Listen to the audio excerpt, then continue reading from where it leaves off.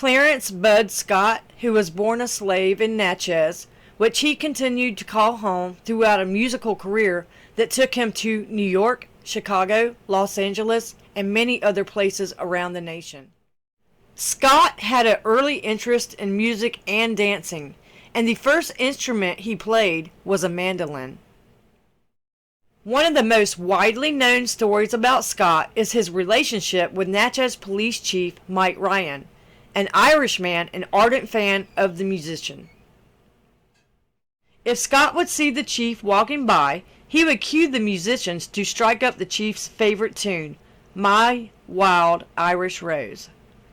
Some say that was due to Scott's fondness for the chief, and others say it was to alert everyone within the area to the chief's arrival so they could hide their liquor. Now, that last one I believe more, especially since it was during Prohibition. That's so cool.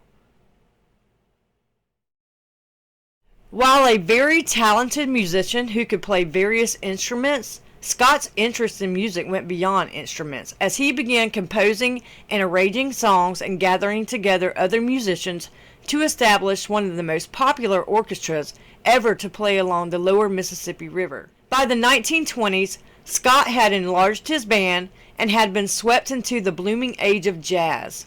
He became one of the foremost jazz musicians of New Orleans.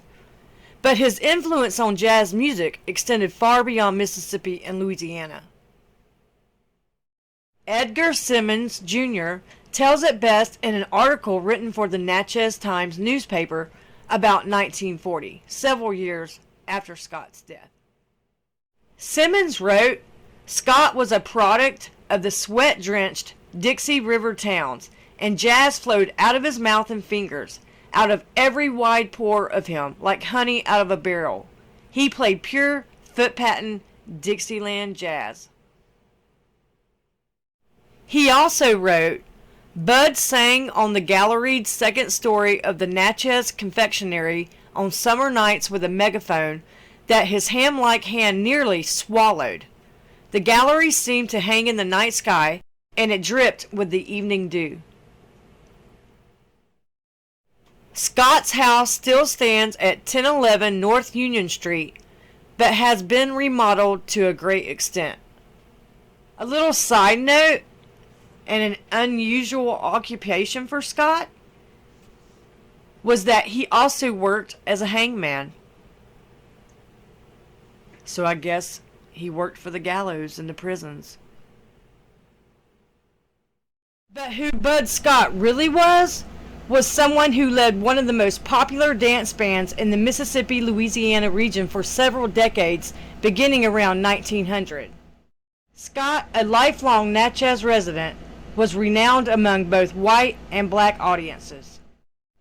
Although the dances were segregated, the entire community could hear Scott when he sang from the balcony of the Natchez Confectionery. Scott's son Clarence Jr., also known as Bud, led the band in its later years. Bud Scott was the most famous African American musician in Mississippi during the early decades of the 20th century.